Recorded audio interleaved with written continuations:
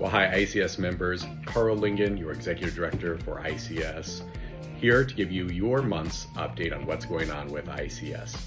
First and foremost, we're entering August, so you know what that means. September legislative socials are coming up. We are gearing up and we really hope that you can attend one of the legislative socials that are in your district. This year is going to be very critical, along even with next year, for a couple of reasons. The first, I don't know if you guys have seen this, I've seen some stuff already coming out on social media, but we always try to give you an update of even what's going on the national level.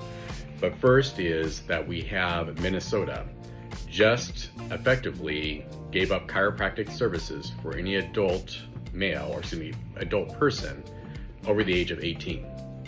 This is huge in a state that is very progressive in its policies, very much values healthcare. We're very surprised to see that just because the state needed to save money on certain things with their Medicaid program, that they decided to eliminate chiropractic services. That's very startling. That's something that we are closely paying attention to.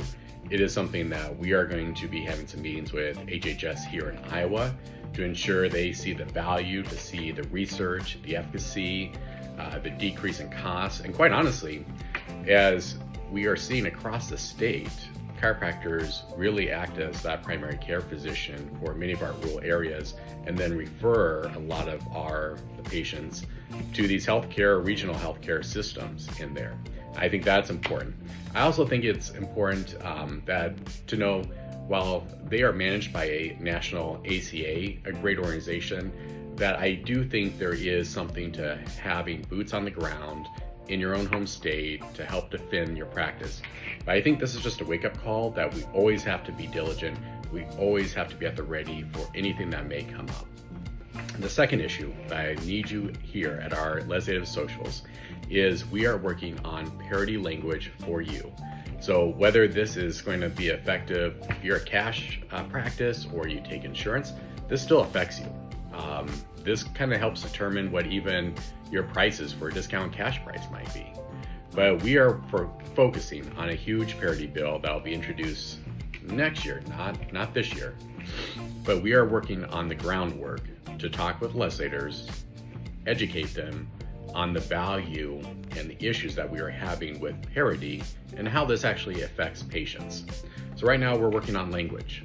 We're focused around, right now what we're seeing is a lot of avenues, but what we're seeing that's successful in other states is a focus on the RVU, and that health insurance companies can't sit there and mess and modify the RVU formula, which is the relative value units in there. We're also developing research as we speak. In fact, the board had been working on patient and doctor surveys, because remember, this has got to be about the patients, how the patients, parity impacts the patients. That's how we're gonna move the needle on this. We're also working with consultants to get good data and provide a meaningful impact. I think our profession, because of Chiro Congress and Chiropractic Future, have a great data at our disposal if we know how to use it and we know how to leverage that data to show how we are impacted by certain rates. And then third, we are of course focusing on a marketing messaging. That's what we will be doing during the week of August, leading up into September for our legislative socials, is really the messaging around and talking to legislators, really just sharing our story, how that we can do an exam, we can do an x-ray, in fact even have more hours clinical service than say MDO, but be paid half as much for the exact same service. I think we're going to talk about that. I think we're going to talk about how patients sometimes can't see their chiropractor because we have these phantom benefits. The insurance takes over and they have limits on what they can do, not based on what your diagnosis is, but what someone in the East Coast has said is an appropriate number of visits to treat someone. So these are all things that we will be sharing with our legislator. And then the next coming legislative session, we will be geared up to introduce language. So this is the year I need you out here so we can sit there and effectively tell our story. So with that, if you haven't already, I need you to do two things. One, register for a legislative social. We'd love to see you. You're going to hear other updates going on with ICS as well. And two, if you could, reach out to your legislator. It doesn't have to be anything more than, hey, I'm a constituent in your area. Would you mind joining? We have a legislative social with our state association. You can send an email. Most times you'll be surprised. They will respond and they will try to make the time to attend. It's not intimidating. We do a lot of the talking.